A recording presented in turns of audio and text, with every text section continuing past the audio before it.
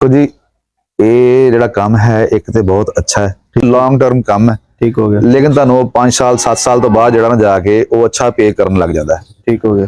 ਕਿਉਂਕਿ ਬੇਰੋਜ਼ਗਾਰੀ ਸਾਡੇ ਮੁਲਕ 'ਚ ਬਹੁਤ ਜ਼ਿਆਦਾ ਹੈ ਤੇ ਕੰਮ ਹੀ ਬਹੁਤ ਅੱਛਾ ਹੈ। ਸਾਡੇ ਮੁਲਕ 'ਚ ਅਗਰ ਡੇਰੀ ਦੀ ਸਨਅਤ ਅੱਛੀ ਹੋ ਜਾਂਦੀ ਹੈ, ਅਸਾਂ ਇਹਦੇ ਤੇ ਮਿਹਨਤ ਕਰਦੇ ਹਾਂ, ਅੱਛੀ ਨਸਲ ਤਿਆਰ ਕਰਦੇ ਹਾਂ ਤੇ ਅਸੀਂ ਆਪਣੇ ਮੁਲਕ ਦਾ ਵੀ ਔਰ ਆਪਣੇ ਮੁਲਕ ਦੇ ਲੋਕਾਂ ਦਾ ਵੀ ਭਲਾ ਕਰ ਰਹੇ ਹੁੰਦੇ ਤੇ ਆਪਣਾ ਤੇ ਬਿਜ਼ਨਸ ਨਾ ਕਰ ਹੀ ਰਹੇ ਹੁੰਦੇ। बेशक बेशक। हाँ जी, ਤੇ ਇਹਦੇ ਬਿਲਕੁਲ ਕੰਮ ਕਰਨਾ ਚਾਹੀਦਾ ਲੋਕਾਂ ਨੂੰ।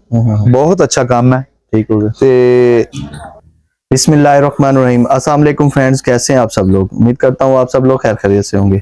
मैं हूं शेख अब्बास और आप देख रहे हैं मेरा यूट्यूब चैनल। तो फ्रेंड्स आज हम एक और डेयरी फार्म पे मौजूद हैं, उनके ऑनर हमारे साथ हैं, उनसे आपकी मुलाकात करवाएंगे और उनसे पूछेंगे कि ये काम करते हुए कितना अर्सा हो गया। अस्सलाम वालेकुम सर जी। अस्सलाम, ਕੀ ਹਾਲ ਚਾਲ ਹੈ? अल्हम्दुलिल्लाह ठीक हो? जनाब दुआवां। सर सब तो पहले तो अपना नाम और अपने फार्म की लोकेशन दस दो। ਮੇਰਾ ਨਾਮ ਸਾਜਿਦ ਸਰਦ ਇਕਬਾਲ ਹੈ। ठीक है। ਤੇ ਅਸੀਂ ਮਖਦੂਮ ਰਸ਼ੀਦ ਦੇ ਨਾਲ ਇੱਕ ਇਲਾਕਾ ਹੈ घड़ियाला, बस्ती घड़ियाला, ਉੱਥੇ ਹੈ ਆਪਣਾ ਫਾਰਮ। माशाल्लाह। हाँ जी। अच्छा सर, काम करते हुए कितना अर्सा हो गया तुहानू? ਮੈਨੂੰ ਭਾਈजान को 10 साल हो गए। माशाल्लाह। अच्छा सर जी, इस टाइम अपने कोल केड़ी नस्ल दीयां गाइयां ने? मेरे को भाईजान फ्रीजन, ठीक हो गया। F3 F2 मेरे को जानवर है। ठीक हो गया। तो सर पर डे एक गाय को लो कितना ले रहे हो मिल्क एवरेज? ਅਸੀਂ ਜਨਾਬ 25 ਤੋਂ 30 ਲੀਟਰ ਜਿਹੜਾ ਨਾ ਪਰ ਡੇ ਲੈ ਰਹੇ ਹਾਂ। 25 to 30 ਲੀਟਰ 30 ਲੀਟਰ। जी। ठीक हो गया। अच्छा सर 25 ਤੋਂ 30 ਲੀਟਰ ਲੈ ਕੇ ਜੀ ਤੇ ਇਹਨਾਂ ਤੇ ਖਰਚਾ ਕੀ ਕਰ ਰਹੇ ਹੋ ਇੱਕ ਪਰ ਡੇ ਇੱਕ ਜਾਨਵਰ ਤੇ? ਇੱਕ ਜਾਨਵਰ ਜਿਹੜਾ ਸਾਨੂੰ 25 ਤੋਂ 30 ਲੀਟਰ ਦੁੱਧ ਦਿੰਦਾ ਨਾ ਜੀ, जी जी। ਉਹਦਾ ਖਰਚਾ ਹੈ ਤਕਰੀਬਨ 1400 ਤੋਂ 1500 ਰੁਪਏ ठीक हो गया। ਪਰ ਡੇ ਜੀ। ठीक हो। ਤੇ ਸਰ 1400-1500 ਜਿਹੜਾ ਤੁਸੀਂ ਖਰਚਾ ਕਰ ਰਹੇ ਹੋ ਖਾਣ ਲਈ ਕੀ ਦੇ ਰਹੇ ਹੋ ਇਹਨਾਂ ਨੂੰ? ਅਸੀਂ ਇਹਨਾਂ ਨੂੰ ਸਾਇਲੇ ਦੇ ਰਹੇ ਹਾਂ, ठीक हो गया। ਵੰਡਾ ਦੇ ਰਹੇ ਹਾਂ। ठीक है। ਅੱਛਾ ਜੀ, ਅਸੀਂ ਇਹਨਾਂ ਨੂੰ ਮਿਨਰਲ ਦੇ ਰਹੇ ਹਾਂ। ਜ਼ਬਰਦਸਤ। ਹਾਂਜੀ, ਬਾਕੀ ਜਿਹੜੀ ਚੀਜ਼ ਡੀਸੀਪੀ ਵਗੈਰਾ ਜਿਹੜੀ ਚੀਜ਼ ਇਹਨਾਂ ਦੀ ਜ਼ਰੂਰਤ ਸਿਹਤ ਵਾਸਤੇ ਜਾਂ ਦੁੱਧ ਦੀ ਪ੍ਰੋਡਕਸ਼ਨ ਵਧਾਉਣ ਵਾਸਤੇ ਹੈ ਉਹ ਚੱਲਦੀ ਨਾਰਮਲ ਰੂਟੀਨ 'ਚ। ठीक हो गया। तो सर ਜਿਹੜਾ ਸੈਲਜ ਹੈ ਉਹ ਆਪਣਾ ਤਿਆਰ ਕਰ ਰਹੇ ਹੋ ਜਾਂ ਜੀ market? ਬਿਲਕੁਲ ਆਪਣਾ ਤਿਆਰ ਕਰ ਰਹੇ। ਤੇ ਉਹ ਮੈਕਸਿਮਮ ਕਿੰਨਾ ਪੈ ਰਿਹਾ ਤੁਹਾਨੂੰ ਮਨ ਦਾ? ਇਹ ਸਾਨੂੰ ਭਾਈਜਾਨ ਜਿਹੜਾ ਅੱਲਾ ਦਾ ਸ਼ੁਕਰ ਹੈ, ਸਾਡੀ ਕੋਈ ਜ਼ਮੀਨ ਜਿਹੜੀ ਆਪਣੀ ਹੈ ਤੇ ਉਹੀ ਅਸਾਂ ਜਿਹੜਾ ਨਾ ਕਾਸ਼ਤ ਕਰਦੇ ਹਾਂ। एक मिनट। ਤੇ ਅਗਰ ਜਿਹੜਾ ਨਾ ਜ਼ਮੀਨ ਆਪਣੀ ਨਾ ਹੋਵੇ जी जी। ਤੇ ਫਿਰ ਅਗਰ ਠੇਕਾ ਵੀ ਵਿੱਚ ਜ਼ਮੀਨ ਦਾ ਪਾ ਦਈਏ ਤੇ ਫਿਰ ਕੋਈ 400 ਪਲੱਸ ठीक हो ਪਰ ਮਣ ठीक हो ਜਿਹੜਾ ਨਾ ਸਾਨੂੰ ਪੈ ਜਾਂਦਾ ਹੈ। जबरदस्त। ਤੇ ਵੰਡਾ ਸਰ ਉਹ ਵੀ ਆਪਣਾ ਤਿਆਰ ਕਰ ਰਹੇ? ਨਹੀਂ, ਵੰਡਾ ਅਸੀਂ ਰੈਡੀਮੇਡ ਪਾਣ ਨੇ। ठीक हो गया। ਜਦੋਂ ਮੱਕੀ ਵਗੈਰਾ ਸਸਤੀ ਹੋ ਜਾਏ ਤੇ ਫਿਰ ਸੋਇਆਬੀਨ ਤੇ ਨਾਲ ਕਨੋਲਾ ਮੀਲ ਲੈ ਕੇ ठीक है। ਅਸੀਂ ਆਪਣਾ ਜਿਹੜਾ ਨਾ ਵੰਡਾ ਇਸਤੇਮਾਲ ਕਰਦੇ ਹਾਂ। ਲੇਕਿਨ ਹੁਣ ਫਿਰ ਮੱਕੀ ਦੇ ਰੇਟ ਜ਼ਿਆਦਾ ਨਾ ਤੇ ਅਸੀਂ ਫਿਰ ਰੈਡੀਮੇਡ ਵੰਡੇ ਦੇ ਉੱਤੇ ਚਲੇ ਗਏ। ठीक हो गया जी। अच्छा सर ਹੁਣ ਇਹ ਦੱਸੋ ਕਿ ਮੈਕਸਿਮਮ ਇੱਕ ਗਾय ਕਿੰਨੇ ਅਰਸੇ ਤੱਕ ਦੁੱਧ ਦਿੰਦੀ ਹੈ?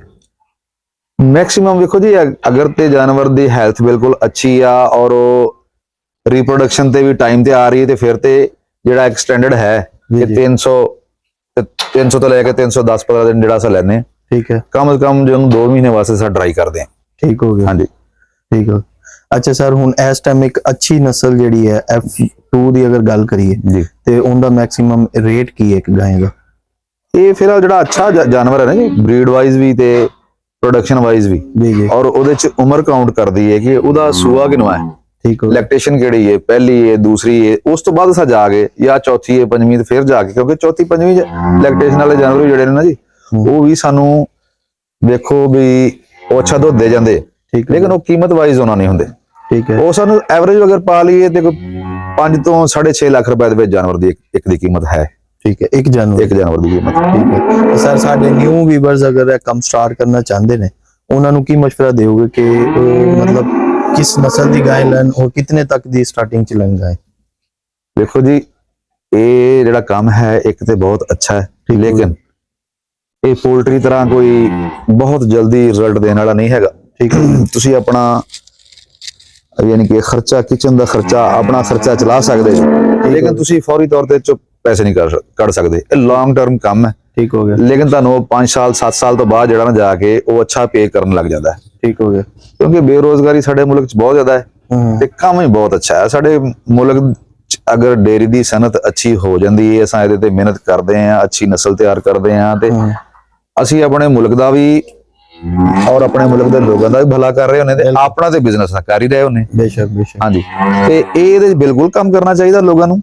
ਬਹੁਤ ਅੱਛਾ ਕੰਮ ਹੈ। ਠੀਕ ਹੋ ਗਿਆ। ਤੇ ਸਟਾਰਟਿੰਗ ਚ ਸਰ ਕਿੰਨੇ ਜਾਨਵਰਾਂ ਤੋਂ ਸਟਾਰਟ ਕਰੇ ਔਰ ਮੈਕਸਿਮਮ ਕਿੰਨੇ ਪੈਸਿਆਂ ਤੱਕ ਦੀ ਗਾਂ ਲੈਣੀ ਚਾਹੀਦੀ?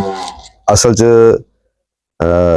ਭਾਈਜਾਨ ਗੱਲ ਇਹ ਹੈ ਕਿ ਤੁਹਾਡੀਆਂ ਦੋ ਤਿੰਨ ਚੀਜ਼ਾਂ ਨੇ, ਜੇ ਸਭ ਤੋਂ ਪਹਿਲੇ ਤੇ ਤੁਸੀਂ ਜਿਹੜਾ ਨਾ ਉਹ ਚੀਜ਼ ਕਰਨੀ ਹੈਗੀ ਹੈ। ਅਗਰ ਤੁਸੀਂ ਅੱਛਾ ਕੰਮ ਕਰਨਾ ਚਾਹੁੰਦੇ ਜੇ, ਬਿਲਕੁਲ ਤੁਹਾਡੇ ਕੋਲ ਇਹਨਾਂ ਨੂੰ ਮਾਹੌਲ ਦੇਣ ਵਾਸਤੇ ਮਾਹੌਲ, ਠੀਕ ਹੋ ਗਿਆ, ਫੀਡ ਤੇ ਫਿਰ ਜਾਨਵਰ, ਠੀਕ ਹੋ ਹੈ ਗਿਆ। ਤੁਹਾਡੇ। ਹਾਂਜੀ ਹਾਂਜੀ, ਤੁਸੀਂ ਮਤਲਬ ਉਹਦੇ ਜੈਨੇਟਿਕਸ ਤੇ ਤੀਸਰੇ ਨੰਬਰ ਤੇ ਜਾਓਗੇ। ਪਹਿਲੇ ਤੁਸੀਂ ਉਹਨਾਂ ਨੂੰ ਮਾਹੌਲ ਦਿਓਗੇ, ਫਿਰ ਤੁਸੀਂ ਉਹਨਾਂ ਨੂੰ ਜਿਹੜਾ ਫੀਡ ਉਹਨਾਂ ਵਾਸਤੇ ਤਿਆਰ ਕਰੋਗੇ, ਫਿਰ ਜਿਹੜਾ ਨਾ ਤੁਸੀਂ ਆਪਣਾ ਕਰੋਗੇ, ਠੀਕ ਹੋ ਗਿਆ। ਇਹਨਾਂ ਦਾ ਜੈਨੇਟਿਕਸ ਤੇ, ਯਾਨੀ ਕਿ ਇਹਨਾਂ ਦੀ ਨਸਲ ਤੇ ਕੰਮ ਕਰੋਗੇ। ਨਸਲ ਜਿਹੜੀ ਆ ਉਹ ਤੁਹਾਡੇ ਵਾਸਤੇ ਅੱਛੀ ਨਸਲ ਬਹੁਤ ਜ਼ਰੂਰੀ। ਉਸ ਤੋਂ ਬਗੈਰ ਤੁਸੀਂ ਕੰਮ ਦੇ ਵਿੱਚ ਅੱਗੇ ਨਹੀਂ ਜਾ ਸਕਦੇ। ਤੁਸੀਂ ਅਗਰ ਤੁਹਾਡੇ ਜਾਨਵਰ ਦੀ ਸਿਲੈਕਸ਼ਨ ਅੱਛੀ ਨਹੀਂ ਹੋਈ ਤੇ ਤੁਸੀਂ ਜਿਹੜਾ ਨਾ ਘਾਟੇ ਜਾਓਗੇ, ਉਹ ਜਾਨਵਰ ਤੁਹਾਨੂੰ ਨੁਕਸਾਨ ਦੇਗਾ। ਠੀਕ ਹੈ। ਅਗਰ ਕੋਈ ਦੋਸਤ ਕਰਨਾ ਚਾਹੁੰਦਾ ਹੈ ਤੇ ਕੋਈ 8-10 ਜਾਨਵਰ ਤੋਂ ਅਗਰ ਸ਼ੁਰੂ ਕਰ ਦਿੰਦਾ ਹੈ ਤਾਂ ਉਹ ਇੱਕ ਅੱਛਾ ਆਪਣਾ ਘਰ ਦਾ ਖਰਚਾ ਚਲਾ ਸਕਦਾ ਹੈ, ਫਾਰਮ ਨੂੰ ਅੱਛੇ ਤਰੀਕੇ ਨਾਲ ਕਰ ਸਕਦਾ, ਚਲਾ ਸਕਦਾ। ਠੀਕ ਹੋ ਗਿਆ ਜੀ। ਅੱਛਾ ਸਰ, ਕਾਫੀ ਸਾਰੇ ਭਾਈ ਇਹ ਕਹਿ ਰਹੇ ਆ ਕਿ ਬਈ ਉਹ ਵੱਛੀਆਂ ਲੈਵਣ ਤੇ ਉਹਨਾਂ ਨੂੰ ਖੁਦ ਤਿਆਰ ਕਰਕੇ ਜਿਹੜਾ ਨਾ ਉਹਨਾਂ ਕੋਲੋਂ ਮਿਲਕ ਲਵਾਂ, ਇਹ ਬਿਹਤਰ ਹੈ ਜਾਂ ਮਿਲਕ ਦਿੰਦੀ ਹੋਈ ਗਾਂ ਲਵਾਂ? ਦੇਖੋ ਜੀ, ਇਹ ਦੋ ਚੀਜ਼ਾਂ ਨੇ। ਅਗਰ ਤੇ ਕਿਸੇ ਬੰਦੇ ਕੋਲ ਇੰਨੀ ਇਨਵੈਸਟਮੈਂਟ ਹੈ ਤੇ ਉਹ ਜਾਨਵਰ ਲੈ ਕੇ ਤੇ ਉਹਨਾਂ ਕੋਲੋਂ ਕੁਝ ਵੀ ਵਾਪਸ ਨਾ ਲਵੇ, ਜਿਸ ਤਰ੍ਹਾਂ ਤੁਸੀਂ ਕਹਿ ਰਹੇ ਜੇ ਵੱਛੀਆਂ ਲੈ ਗਏ, ਤੇ ਉਹ ਕੋਈ 2 ਸਾਲ ਕੱਢ ਸਕਦਾ ਜਾਂ 1.5 ਸਾਲ ਕੱਢ ਸਕਦਾ ਤੇ ਉਹ ਕਰ ਲਵੇ। ਤੇ ਜਿਹੜਾ ਦੁੱਧ ਵਾਲਾ ਜਾਨਵਰ ਲੋਗੇ ਤੇ ਫੌਰੀ ਤੌਰ ਤੇ ਤੁਹਾਡੀ ਇਨਕਮ ਸ਼ੁਰੂ ਹੋ ਜਾਏਗੀ। ਹਾਂਜੀ, ਬਿਲਕੁਲ। ਅੱਛਾ ਸਰ, ਹੁਣ এনवायरमेंट ਦੀ ਤਰਫ ਅਗਰ ਆਈਏ ਤੇ ਇਹਨਾਂ ਨੂੰ ਬਿਹਤਰ ਗਰਮੀ ਦੇ ਵਿੱਚ ਮਾਹੌਲ ਸਹੀ ਰਹਿੰਦਾ ਇਹਨਾਂ ਲਈ ਜਾਂ ਸਰਦੀ ਦਾ ਜਿਹੜਾ ਮਾਹੌਲ, ਉਸ ਹਿਸਾਬ ਨਾਲ ਦੱਸੀਏ? ਨਹੀਂ ਜੀ, ਇਹਨਾਂ ਨੂੰ ਇਹ ਤੇ 5 ਦਰਜੇ ਸੈਂਟੀਗ੍ਰੇਡ ਤੇ ਖੁਸ਼ ਰਹਿਣ ਵਾਲੇ ਜਾਨਵਰ ਨੇ। ਅੱਛਾ। ਜਿਸ ਤਰ੍ਹਾਂ ਉਹਦੇ ਤੋਂ ਉੱਤੇ ਜਾਂਦਾ ਹੈ ਦਰਜਾ ਹਰਾਰਤ ਤੇ ਫਿਰ ਇਹ ਪਰੇਸ਼ਾਨ ਹੋਣਾ, ਯਾਨੀ ਕਿ ਇਹ 20 ਤੇ ਜਾ ਕੇ ਪਰੇਸ਼ਾਨ ਹੋਣਾ ਸ਼ੁਰੂ ਹੋ ਜਾਂਦੇ, ਸਟ੍ਰੈਸ ਆ ਜਾਂਦਾ। ਮੁਲਤਾਨ 'ਚ ਤੇ ਗਰਮੀ ਬੜੀ ਪੈਂਦੀ, ਉਹਦੇ ਲਈ ਦੱਸੋ ਕੀ ਕਰਨਾ ਚਾਹੀਦਾ? ਉਹਦੇ ਵਾਸਤੇ ਜੀ ਵੇਖੋ, ਇਹੀ ਤੇ ਪਹਿਲੀ ਗੱਲ ਕਰ ਰਹੇ ਆਪਾਂ ਕਿ ਇਹਨਾਂ ਨੂੰ ਮਾਹੌਲ ਦੇਣਾ, ਠੀਕ ਹੈ। ਉਹਦੇ ਵਾਸਤੇ ਪੰਖੇ ਨੇ, ਫੈਨਸ ਨੇ, ਸ਼ਾਵਰਸ ਨੇ, ਉਹ ਸਾ ਆਪਣਾ ਗਰਮੀ ਦੇ ਵਿੱਚ ਅਰੇਂਜ ਕਰ ਲੈਣੇ, ਠੀਕ ਹੈ। ਅਸਾਂ ਇਹਨਾਂ ਨੂੰ ਕੂਲ ਕਰਨਾ, ਇਹਨਾਂ ਨੂੰ ਠੰਡਾ, ਜਾਨਵਰ ਨੂੰ ਠੰਡਾ ਕਰਕੇ ਰੱਖਣਾ ਗਰਮੀ ਦੇ ਵਿੱਚ। ਇਹੀ ਸਾਡੀ ਮਿਹਨਤ ਹੈ।